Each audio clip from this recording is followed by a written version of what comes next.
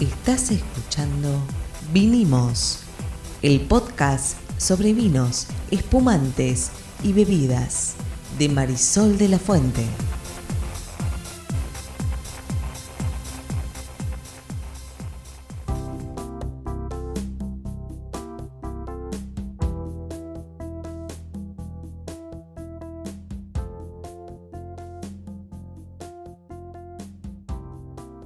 Buenas, mi nombre es Marisol de la Fuente y soy Sol Sommelier. Y esto es Vinimos, y yo soy Ariel Torres, el que hace las preguntas del neófito.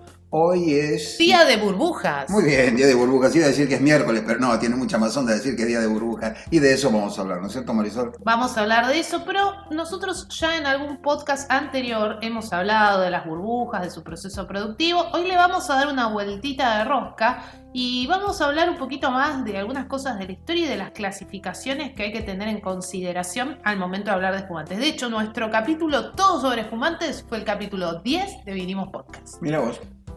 Y también tenemos en el canal de YouTube, que acabamos de lanzarlo, hace una semana salió el primer video y este viernes sale el siguiente con más información sobre, también vamos a estar hablando de burbujas.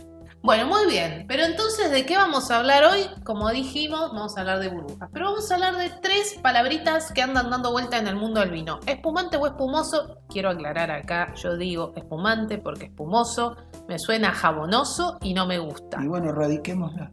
No, bueno, existe. Cualquiera de las dos la buscas en la red y existe. Los que me siguen saben que yo soy lingüista de la Universidad de Buenos Aires, esta es mi formación principal. Las palabras, si no se las usa, mueren. ¿Ok? Entonces, usemos espumante y dejemos espumoso para el jabón de lavar la ropa, que es espumoso. Ya está, no es lo mismo. Nos van a odiar. Los colegas que escuchan nos van a odiar, pero bueno, entonces, espumante o espumoso. Espumante. Vamos a hablar de milésime. Milésime, muy bien. Y vamos a hablar de champán. Uh-huh. ¿Por qué? Porque no son lo mismo. No tienen nada que ver estas tres definiciones una con la otra. En realidad sí están conectadas, pero son cosas diferentes. Vamos a arrancar por el genérico. ¿Espumante o espumoso? Vamos a arrancar por el ultra genérico. ¿Qué es? Ultra genérico, que sí. Todos estos son vinos de cepas conocidas. Perdón, la más utilizada es el Pinot Noir, si no me has dicho mal, y alguna otra, que por un proceso, en realidad son dos, pero originalmente era uno, generan dióxido de carbono, gas carbónico, llámenlo, como una gaseosa, gas adentro, ¿ok?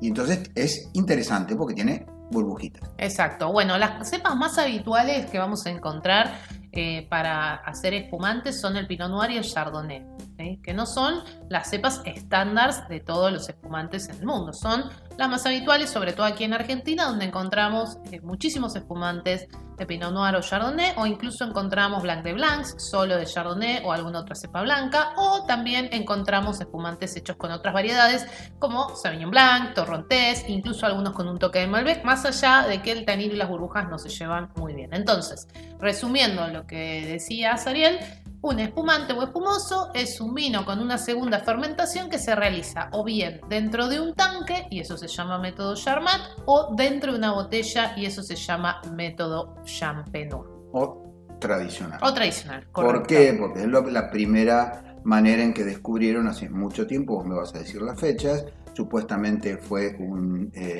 monje, Dom Perignon, pero bueno, todo eso es un poco, parece ser legendario, yo no estoy en los detalles, que descubrió que de golpe las botellas empezaban a explotar literalmente, sí, porque llegan a tener 6 atmósferas adentro. Sí, Dom Perignon ahí por fines del siglo XVII, dicen que fue en 1693, descubre por casualidad esto de las estrellas, del polvo de estrellas adentro de la botella. Básicamente al monje le explotaban todas las botellas ahí en donde tenía la acumulación de vino, nadie sabía por qué, él se puso a investigar un poco y descubre, entre comillas, cómo funcionaba este proceso en el cual el vino volvía como a fermentar y tenía las burbujas. Está clarísimo que no sabía lo que pasaba. Se supo casi 150 años después, gracias a Pasteur, cómo funcionaban las levaduras. Pero él sabía que ese vino era diferente y empieza a imponer esto que va a ser lo que posteriormente vamos a llamar champán, porque esto ocurre en la región de Champagne y que da las bases para lo que se llama el método tradicional o método champenois, que es la segunda fermentación en botella. Hago un recuadrito histórico acá, voy a hacer 2 recuadritos históricos hoy.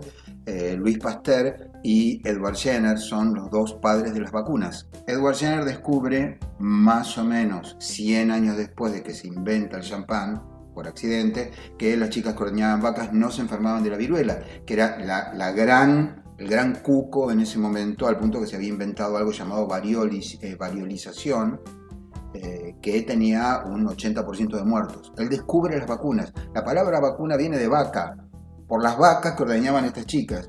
Y Pasteur descubre que existen seres microscópicos que pueden causarnos enfermedades, pero que también pueden hacer pan, cerveza y eventualmente las levaduras del vino y del champán. Entonces, espumante o espumoso, vino con segunda fermentación en botella o en tanque, que se puede hacer en cualquier región vitivinícola del mundo. ¿Bien? Uh-huh. Ahora, nos vamos a mover a qué significa champán, ¿no? Porque habitualmente nosotros escuchamos decir, quiero un champán, me voy a tomar un champancito, y bueno, son las prácticas, ¿no? Son los usos y costumbres cuando se habla de espumantes. Ahora, la realidad es que champán son estos espumantes que se hacen con método tradicional, con segunda fermentación en botella, en la región de Champagne, en Francia. Es una denominación de origen controlada. Es eso y nada más, quiero decir. Sí, por ahí si queremos hacer una comparación sería como en el caso de los quesos, el Roquefort. Por eso nosotros decimos queso azul, porque en realidad Roquefort es una denominación de origen controlada. Ese queso se hace, digamos, se descubre, se crea en la región de Roquefort. Voy a hacer una comparación que es justa y es adecuada, y esto tiene que ver con las marcas registradas. ¿Okay? Si vos haces un Roquefort con la misma leche, el mismo clima, las mismas condiciones que el Roquefort, pero no es en Roquefort, se va a llamar queso azul. Exacto. Aun cuando sea exactamente igual al Roquefort. Exacto. ¿Por qué? Porque es una marca registrada, y el hecho de que al champán se lo llame champán, aun cuando podría haber por ahí un espumante mucho más rico que ese champán en particular, el que puede ponerle champán es el tipo que tiene su finca en Champagne y lo hace de acuerdo a una serie de normas de la denominación de origen. Sí, y que ahí, bueno, el mismo nombre lo indica, te indica el origen, el lugar de donde se produjo ese producto, ese vino, ese queso o a lo que voy es que no necesariamente es mejor. No necesariamente. Seguramente los champans van a ser excelentes porque llevan varios cientos de años produciéndose, pero definitivamente puedes encontrar excelentes espumantes en cualquier otra parte del mundo.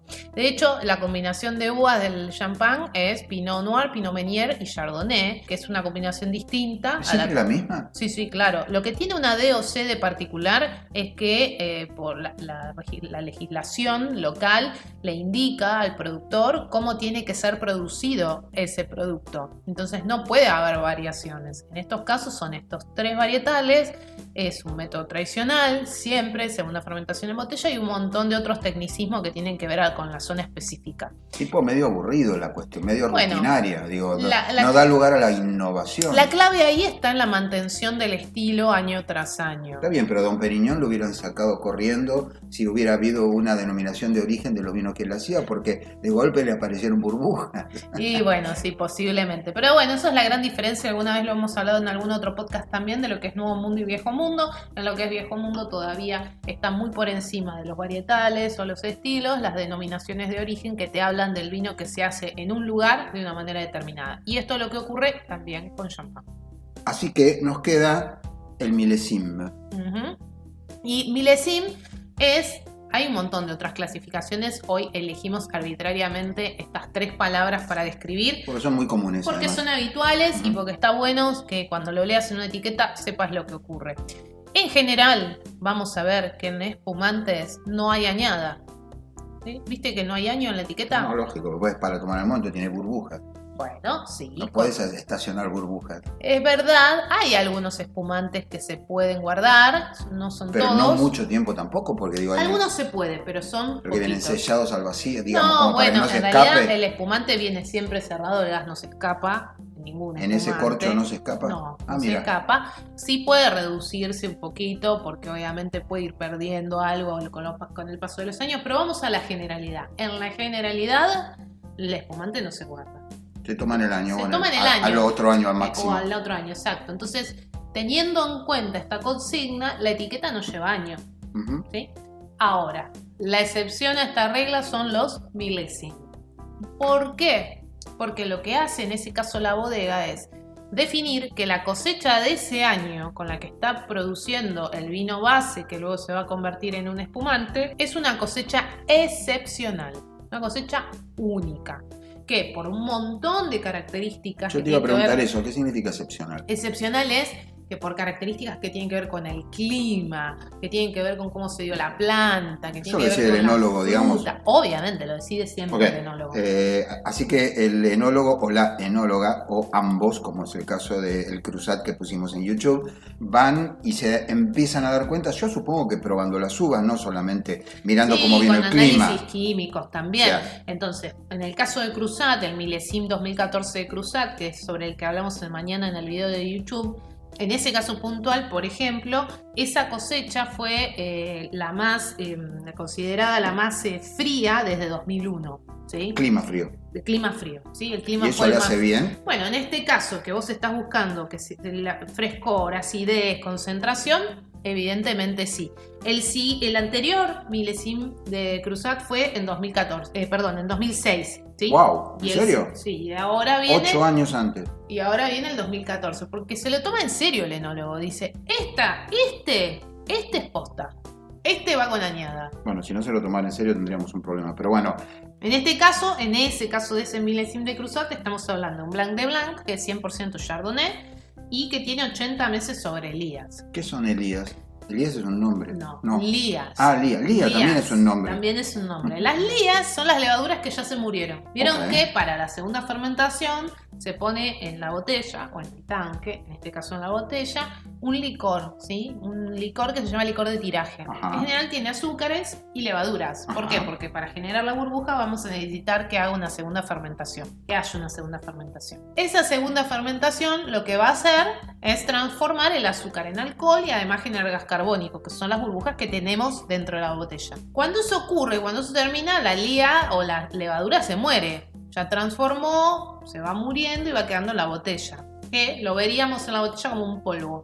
No es que esto es el sacrificio de la levadura. Esto es un proceso la levadura tiene un ciclo. Correcto. Lo que no va a poder hacer va a ser reproducirse ad infinitum en ese ecosistema, por así decir, pero es normal que haga esto y lo que queda son los restos de esos organismos. Y esas son las lías. Esas son las lías. Y de hecho, a medida que va ocurriendo este proceso, explicado de manera muy sencilla, colegas sommeliers, enólogos, no se ofendan. No se enojen con nosotros, no nos quieren piedrazos. No estamos haciendo una charla técnica. Las que van quedando se van comiendo un poco como a las que se fueron muriendo, ¿no? Uh-huh. Las van como, reciclando, digamos. Vamos a ponerlo en esos términos. Este proceso se llama autólisis. Sí, autólisis es cuando se come a sí mismo, digamos. Exactamente. Pero vamos a esto. La cuestión es que esas lías, esos restos, le van a otorgar algunas características. Claro, le van a dar descriptores aromáticos y texturas diferentes. Y durante la autólisis es cuando se genera, sobre todo los aromas a pan tostado, a frutas secas, ¿sí? Entonces, decir que estuvo 80 meses sobre Elías significa que cuando termina el proceso, este vino, este espumante, quedó en contacto con estas levaduras. 80 meses. 80 meses. Si los años tuvieran 10 meses serían 8 años, o sea, 7 años y monedas o algo así. Sí. Es un montón de tiempo. Es un montón de tiempo. Pero mucho tiempo, digo, para las burbujas. Sí, en realidad debe haber sido un poquito menos porque 80 es como el número total que estuvo en contacto con las levaduras, ¿no? Bien, pero son 80 meses antes de que salga a la venta. Eso sí, sin duda. Acá estamos frente a un espumante de una añada excepcional que tiene el año en la etiqueta y que por eso vamos a ver que en la etiqueta dice milésim. Tenemos por un lado los espumantes en general, que es todo vino que se le hace una segunda fermentación en tanque o en botella y que termina teniendo burbujitas. Las burbujitas van a ser más grandes, más chicas, etc. Y ya alguna vez hablaremos de las burbujas en particular. Método Charmat, método Champenois. Exactamente. Del otro lado tenemos los milésim, que son espumantes de una añada excepcional. Es el único caso en el que figura la añada. Podés hacerle alguna reserva, me imagino, pero tampoco la pavada. No es un vino que pueda tener 15 años guardado. Y finalmente el champán original de la región de Champagne. Acá quiero hacer otro recodrito histórico que es el de Madame Clicquot. Ay, sí, porque en el video de mañana tenemos el placer de hablar de un BV Clicquot. Vamos a dejar que ustedes lo vean mañana la historia de Madame Clicquot, pero quiero decirles que fue una historia que tiene mucho que ver con la reivindicación de la mujer hoy y con la igualdad, algo que realmente siglo XXI que todavía estemos hablando de esto, suena raro. Bueno, por esa época también podemos hablar de Madame Pommery, que se sabe que, o se cree que fue la que inventó el bozal, ¿viste? El alambrecito que sostiene el corcho del espumante. Bueno, obviamente Pommery es reconocido también por... Es una marca, ¿no? De champán. Pero bueno, este era el otro recodrito histórico que quería ponerles porque hay una relación entre el que una mujer que queda viuda, como van a ver mañana en el video, y se convierte en una leyenda de la vitivinicultura, y mujeres que tienen que ver con las ciencias, con la técnica, con las artes, etcétera, etcétera. Bueno, y cierro ese pensamiento diciendo que el Cruzat Millésime es fruto de dos personas. Uno es Pedro Rosell, conocidísimo en Argentina, en el mundo del vino, haciendo espumantes, pero también de Lorena Mulet, que decidió especializarse en el mundo de los espumantes. Sí, enóloga, mujer. Sí, yo voy a pasarme visito personal para que quede para la posteridad, después que no me vengan a tocar el timbre que no lo dije. A mí esto de dividir las habilidades intelectuales entre hombres y mujeres me parece la pelotudez más grande del planeta por mucho. Tenemos, para redondear, los espumantes son vinos como cualquier otro, pero en lugar de ser tranquilos, tienen burbujas. Y hoy tratamos 3 categorías, que son... Hablamos de espumantes o espumosos, hablamos de milésime y hablamos de champán. Esto fue Vinimos. Nos vemos en la próxima edición de Vinimos. Chau.